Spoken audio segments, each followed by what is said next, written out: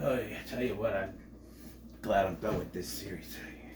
Hello there, I'm Scotty, you're not. Welcome back to So Bad It's Good Cinema.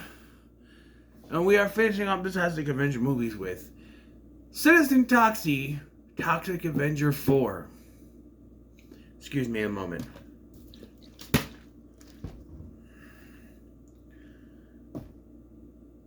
It's yarn, Claire. Ow! That was a delayed reaction. The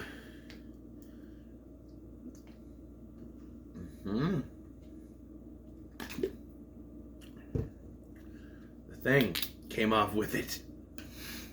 So, in the Toxic Avenger 4, Citizen Toxie, our titular hero gets sent to an alternate universe where everything is bad, and there's an evil version of himself which has transported himself into Tromaville. Our hero has been teleported to Amortville, which is Trauma backwards. So, Amortville, Tromaville. He's got to find a way back to face the evil Toxie, or the noxious offender, so to speak, who has taken up residence in Tromaville, and save his girlfriend, wife, Sarah, we'll get that in a minute, who is pregnant with his child, and supposedly the evil child of Toxie, which we'll get to. So right away, this movie retcons the sequels by giving us a narration by Stan Lee, of all people, rest in peace, good sir. And he narrates the events of the first film and said, then there was 2 terrible sequels. Don't worry about them. This is the real sequel. I thought the third one was pretty good. The second one was all right. This one, I don't know. We're supposed to disregard. And right away, you gotta disregard some things because it retcons stuff. But we get this opening. This is the longest of the movies, and it felt like it. Like, this opening goes on. It goes on forever before Toxie shows up to save the day. I'm like, well, where is he? These guys come and start causing problems. Toxic Raiders just show up and start kicking ass. Why does it take almost 10 minutes for him to show up in the movie? Why? The diaper gang, the diaper mafia, led by a guy who I was surprised to find out is played by Trent Haga. I don't know who that is. Fucking Killjoy. Yes, I was like, this guy looks familiar. I looked at the cast, and it said Trent Haga, diaper mafia guy. And I'm like, what? So I looked him up, and it's him. It's him. He's young here, but it's him. So, as mentioned, right? I heard about this through the show Beat the Geeks. Now, 23, 24 years later, I'm finally watching this thing, and did they know what they were promoting? This does take everything back to the first one as well. When you think of gore and tits and vulgarity, this does that. And yeah. So the diaper mafia has taken over the school for the special challenge, whatever. It's a special ed school. And there's 2 that you need to remember, and that's Tito, who wants to shoot up because he's a loner, he's a junkie and a loner, and Sweetie Baby. Yes, that is her name. Sweetie Honey, excuse me. Sweetie Honey. Yeah. So, this gang has kidnapped these special students that they call tards. I'm not going to refer that to them at all. But that's what they keep saying. There's a lot of vulgarity in this. Lloyd Kaufman directed all 4 of these. And it's clear he didn't like how the sequels went. There were 2 sequels filmed back to back, released in the same year. You know, I liked Toxie 3, but you know. So, right away, we established that there is gonna be gory and titty. There's naked women, topless women rolling around with the diaper gang, right? There's a guy that won't shut the fuck up about, shove your head up your ass, shove your head up your ass. I'm like, and then I realize, oh, that's how he's gonna die. Although it doesn't make any sense, because Tyson comes in and he's take care, he causes one of the diaper guys to shit his diaper, takes the diaper off, shoves it on his face, and apparently kills him. And then he shove his ass, shove his ass. He turns the guy upside down and hits him so hard on the ground that his head pops up through his ass. But it pops up like this, top first. It would be upside down. That makes no sense. How does his head turn to go through that way? It makes no sense. And then after being told by the lead guy, Trent Haga's character, that if you kill me, if my heart stops, this whole place blows up. He disembowels the guy. Yeah, I don't know. But yeah. We also find Sergeant Kabuki Man, NYPD, which you have to call him that because everyone says Sergeant Kabuki Man, NYPD. Sergeant Kabuki Man, NYPD, that's his full name, is in this movie. And I've not seen that movie yet, and I'm fine with that for now. But yes, he's there, and he's a chicken shit and doesn't want to help out. But he's there because it's a part of the story. In the middle of this hostage situation, this timer goes off that he has to go impregnate his wife, Sarah. And I went. So they're retconning the name change. So she's Sarah now. I'm sorry, I hated the actress that played Sarah. She's so annoying. Yes, the stupid I'm blind falling over jokes. I'm blind and falling over jokes were stupid. But sometimes I gotta laugh at. Nothing that this woman does in this movie does anything for me. She's annoying. And what's more confusing, when they change their name back to Sarah, when Toxie goes into Amortville, the alternate version, her name is Claire there. And she's deaf instead of blind. And has fucked up teeth. Don't know. So Toxie saves the school for the specially challenged, except for not really. Only 2 children really survive, but at the end, there's more than 2. I don't know. Tito and Sweetie Honey. And they get, when the bomb goes off, it's weird. Right? So, first of all, we are outside. We go outside to the hostage situation. The cops show up. And the sergeant of the police is Cigar Face. When it's not Cigar Face, it's Dan Snow playing a new character. Kaczynski. Or Kaczynski. Whatever. Kaczynski. Whatever. Who has a Hitler mustache. Oh, we're going back to the first one. With this. Oh, jeez. But yeah. And I'm like, my thought process throughout this movie every time it pops up is, why can't it just be Cigar Face? Why can't it just be Cigar Face? And then it hit me. If this is supposed to be the actual sequel, and we're not retconning things, we're retconning their other 2 movies, Cigar Face would be dead because he technically died in the first movie, but then he's brought back in the sequels, so he's alive. But if we're disacknowledging that, then by the rules of the first film, Cigar Face would be dead. So this is the same actor, different guy. And by the way, I noticed that the police chief, when he gets to Amortville, is Rick Collins, who was the chairman of Apocalypse Inc. in the 2 sequels before this. Yes, nice little cameo there. There's other cameos, such as the new mayor is played by Ron Jeremy, who's also kind of crooked, but not as crooked as the other guy from the first film. And he ends up dead anyway. But, yeah. So, you know how it goes. Toxie ends up in Amortville.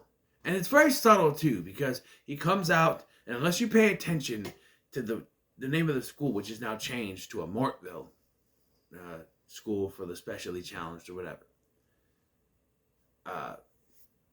you wouldn't know. Now, at first, I'm like, is he going to go on his adventure and leave these two special kids here? No, they're throughout the story. They keep popping up. But as Toxie goes to leave, he's being shot at by the police and runs into a car which is being driven by evil Kabuki Man. No NYPD, evil Kabuki Man. But in Tromaville,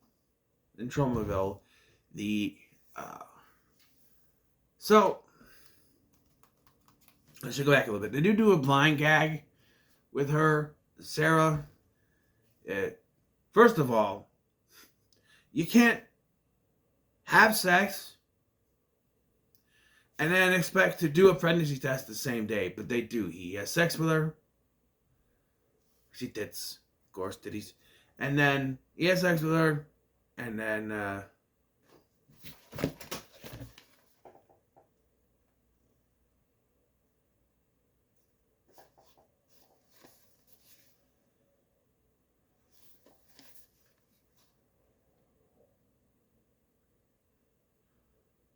it's a B.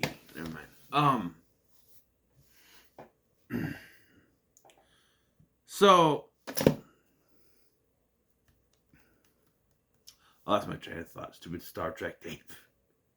So Toxie shows up in our world, where the chief of police is a different person in this world, I guess. But Kaczynski sees who is behind this whole thing, sees that Toxie is now kind of evil. He kills a bunch of people, right? And so they come up with this plan to take over Tromaville, and they kill the mayor, Ron Jeremy, when he prays to God and he's killed. And then I don't. It says that Toxie's mom is in this, but if she was in this, I don't know. But they do the gag, right? The gag. I forgot to mention that. So, because I lost train of thought. So we'll go back a minute. Pregnancy thing. He has sex with her, and then she immediately does a pregnancy test, a Braille pregnancy test. Yes, she's blind again because the two sequels didn't count. So, yeah. And I started watching the first film. Like, at least you're not doing a stupid baby plot. Well, here it is. Here it is. Yeah. So they do the gag where she's blind. So she accidentally gives him her cup of piss, for the test. Because there's Toxie's apple juice, but why does it have to be apple juice if she can't see? For him to mess up, he doesn't drink it. So, no, it ends up going to Tito and Honey. Sweetie Honey. Sweetie Honey. Honey Sweetie. Sweetie Honey? Whatever. And so, I'm not looking at notes. This is my 31 out of 31 list. And it's just right there. Keep looking down at it. So then he goes back and he finishes this thing. By the way, it says there's 5 seconds before the bomb explodes. And it takes forever for it to count down. The bomb explodes and they switch realities. Where Toxie is in Amortville, Noxie is in Tromaville. And Noxie takes over Tromaville and Noxie tries to figure out what's going on. He finds other versions of the Diaper Mafia gang, the 3 that he killed. The only difference, they're still evil, but the only difference here is that they're calmer. They're not as crazy as they were in that version, which, if we're going that things are opposite, like Kabuki Man is evil, Toxie is evil, then anyone good in Tromaville should be evil in Amortville. But they don't do that. because their version of Sarah, Claire, is still a good person. Oh, by the way, I forgot to mention, big continuity change. Lardass. Who's Lardass? That is the Toxic Avengers sidekick, don't you know? Yeah, because when they show up, it's the bikini news lady and a cameraman. And the bikini news lady is revealed to be Toxie. Because, of course. Since when can he change form? By the way, he never does that for the rest of the movie. I don't know. I don't know. But yeah, he comes across these other versions of the Diaper Gang and says, "Hey, what happened? You look different from when I last took off your diaper and smushed it and killed you with it and put your whole hand up your ass. And it isn't about you." They're like, what? So he kills them anyway. Because they found Tito and Honey Baby. Honey, Sweetie. Sweetie Honey. Goddamn name. Sweetie Honey. Here, I gotta write it down. Sweetie Honey. Sweetie Honey. There we go. There was a cameo from James Gunn as a Stephen Hawking parody. Very disrespectful. He's trying to explain to the audience, yes, it's supposed to be a fourth wall breaking moment that then Toxie literally breaks through the wall to run him over and he dies. James Gunn.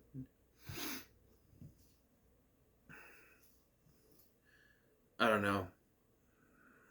I really don't know. But he explains that because 2 explosions happened on both worlds, it caused Toxie and Noxie to switch Earths. That's how it happened. So, yeah. As if we didn't already know it had something to do with the explosion, there it is. 17 minutes in and I'm barely halfway through the movie here. So, Claire finds out she is pregnant. Sarah, excuse me. There is a difference. Sarah finds out that she's pregnant.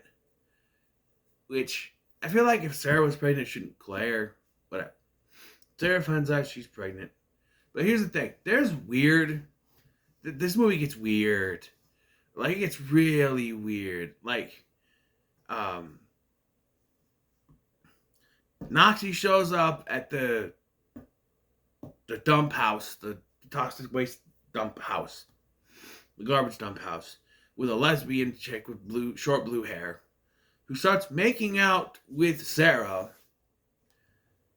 She takes her tits out, and she's all making out with her, and then Noxie's getting all hot, and he pulls out his dick. We don't see it here.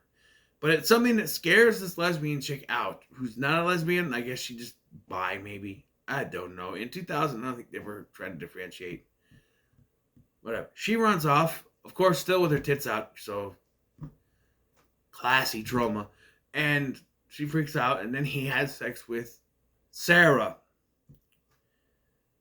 And it does go into something later. Don't worry. She finds out she's pregnant, and she goes to see the gynecologist, who is Corey fucking Feldman with a fake mustache, who tells her that there are 2 babies from 2 different fathers fighting for control. I shit you not. Meanwhile, in Mortville, Noxie's trying to figure out a way to get out. He finds out from opposite Lardass, I forget his name, but the other version of Lardass, that he had a girlfriend who was taken by Noxie, and so he goes to find her at the mansion, where he finds out that she's like a sex slave to Noxie here, not his wife. And there's this weird... So, the sex scene I mentioned with Noxie and the not lesbian chick and Sarah is happening coincidentally back and forth while this guy, who I guess is the professional I get my ass pounded by Noxie guy, because he sticks his ass out. I don't know. I don't know. This is probably the most so bad it's good movie that just... I don't know what to make of this. And so Toxie falls on top of Claire, and then the butt guy goes on top of him, and I don't know. I don't know. Happened at the same time as the other sex scene, and Toxie's like, no, wait a minute, get off me. Knocks the guy out, and decides she's going to find a way to get out of there. While, so Toxie finds the other version of Lardass, who has taken over James Gunn's little studio, and is told him that they're going to find a way to get him back. So here's the thing with Claire. Claire is deaf in this world. So that there's a translator to translate her words. They have a woman, a topless woman. And even when she's not even speaking, she pops up. She's like smoking a cigarette or eating a sandwich or something, just so you have some boobs on screen.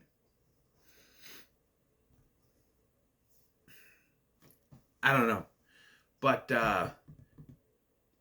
eventually, opposite Lardass comes up with an idea. Which, by the way, again, if we're going on rules, everything is opposite in Immortville. Lardass should be a villain, not a good guy. But whatever. Right? Whatever. Or you can go, he was a psychic, so he's his mortal enemy here. I don't know. But they figure out a way to get back to the world. Ruby fucking slippers.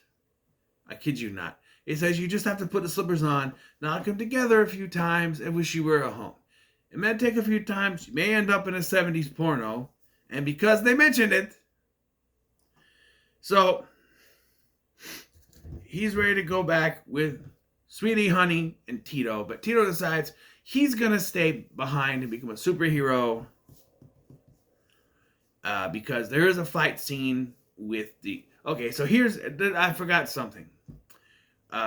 So at one point, there's a guy who gets his head cut off and his only head left. So he takes him to a clinic. Toxie takes him to a clinic to get a new body, right? His name is Pompey. And Pompey becomes friends with Tito. He's just a head. But you can tell at times Tito's just holding his head. You can see the body behind him sometimes. It's just, nah. They didn't try very hard with this effect. But they are both around when he has a fight with Kabuki Man. Talks to the fight with Kabuki Man. So Tito decides he is going to stay behind with Pompey as his sidekick and be... I don't like this word, but I got to say it because it's the name. The Retarded Revenger. I'm never going to say it again, but that's the name. I don't like saying that word because I got that thrown at me a lot when I was younger, and I don't like that word. But that's the name he came up with. And he gets Lardass's mask and stays in Immortville for some reason. And so they click their heels together, and he and Sweetie Honey get sent to a 1970s porno where Toxie takes the place of somebody who's about to get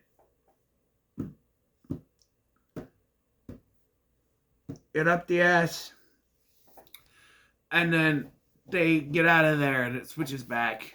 Where that guy went, I don't know, but he's just gone. Because when he shows up in heaven, there's no one taking his place with some little small guy who is supposed to be God. He's like, I gotta get back to Tromaville. This is Toxie. He's a good guy. He's got back to Tromaville. And so God sends him there. And yes, so now he's back in Tromaville. Why I gotta take a detour? I don't know, because this movie is almost 2 hours long. Anyway, he gets back to Tromaville, and the cops are Nazi stereotypes again. They literally throw out Sieg Heil. I mean, I saw it on Kaczynski with the little mustache, and then he just threw it in my face. Like I said, we're going back to the first movie again. But this is way more than the first movie did. And so, Noxie has Sarah at the hospital, and she's ready to give birth, and the two babies have to fight each other. And Toxie and Noxie fight each other, but of course, they're played by the same actors. So there's a little back and forth, back and forth. Eventually, Toxie gets the best of Noxie. And then something weird happens. Melvin. Mark Torgl, Mark Torgl, as Melvin pops out. But he's evil Melvin. So Toxie throws him out the window.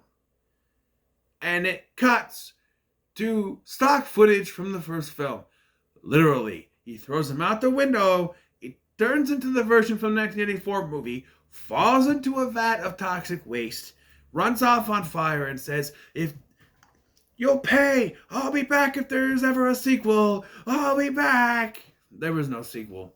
He's not coming back. He's gone. I don't know what they would have done with this, but it's literally footage from the first film. It is just recycled footage. It's just come on.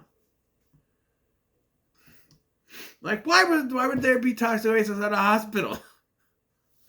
It just doesn't make any sense. I don't know. Maybe he was going to create Noxie again. Who knows? But yes, and inside the womb, we see that the good baby has survived. And so the baby is born. Everyone is there. The teacher from the beginning has also given birth to a little black child that looks just like you, but she's white. So that's the joke. Ha ha. Other special children, including Sweetie Honey, are there. And I was waiting for Tito to show up just to disregard the rules of this movie. But it doesn't. It doesn't. By the way, we never meet the alternate versions of Tito or Sweetie Honey. Sweetie Baby. Sweetie Honey. I got it right the first time. Sweetie Honey. There's just, their versions are there. And they didn't get switched around. So why Toxie? You could say that maybe Noxie killed those versions. Who knows? I just figured it out. Noxie. What does that sound like? Noxie. Ah, very smart Lloyd. Clever Lloyd Kaufman. But, Sergeant Kabuki Man NYPD is there. He's in a wheelchair. There's a heal in about a couple weeks. And then they bring in the other baby. So they bring in the first baby who looks just like a small person with a Toxie mask on. Then they say there's another baby, which they say is the evil baby, but they'll love it anyway and they can make it good. And it looks like Sergeant Kabuki Man. Which still doesn't work. That's not how babies work. It's like the whole Freddy Krueger is the bastard son of 100 maniacs. That's not how it works. Only one sperm can get to the egg. Children. Not children, but you know what I mean. People out there, only one sperm can get to the egg. That's not how it works. She cannot be pregnant with two babies from two different dads. No, it doesn't make any sense. This is just a gag for the end. Speaking of gags, Stanley narrates us about a PSA about going to alternate worlds, where we see Lloyd Kaufman himself in his underwear get sent to an alternate world where another version of Lloyd Kaufman, also in his underwear, but with a big poofy mustache and a gun, kills that Lloyd Kaufman and say, "Watch out for alternate dimensions." The end. The Toxic Avenger will be out there waiting. So, much like with the second film, I think they fully intended to make another sequel, but did not. This had all the bloody gore that I was missing in two other sequels. Oh, it's gory. It's gory and it's booby. I mean, just like I said, I mentioned the scene with Corey Feldman. He calls his nurse out. His nurse was butt ass naked, full frontal, underneath, comes up and was like, and I didn't make that sound, but I burped. I'm like, just like, okay. I know I get the gag of someone's down there, but she's fully naked. I don't know. When you think of So Bad It's Good, this is one of those movies. When you think of Trauma, this is one of those movies. This is just... Oh, and here's the thing, though. Trent Haga was in this movie before he was Killjoy. Because 2000, the first Killjoy came out, but that was Angel Vargas. Wasn't Trent Haga. So he was a diaper guy before he was Killjoy. He was in Toxic Avenger 4 before he was in Killjoy. Remember that. Remember that. Remember that. Remember that. Remember that. Remember that. Anyway, that brings this review series to an end. And also brings to the end the bonus reviews. Except for Five Nights at Freddy's. I'll be doing that one Thursday, hopefully. And of course the 31 on 31, which I have all the movies stacked up. I might have to rewatch some, which is probably why I'm not going to do any other bonus reviews. Like I said before, the Twilight Zone reviews will have to be some point, some other time. But, you know, I'm a little pooped out and I need to relax before the end of the month. And I start the Smallville stuff next month. So, what are your thoughts on Citizen Toxie, the Toxic Avenger 4? Yeah. Or did I don't know in my head. So, let me know in the comments below. Make sure to like, share, subscribe. Thanks for watching. I'm Scotty, and I'll see you in the next one.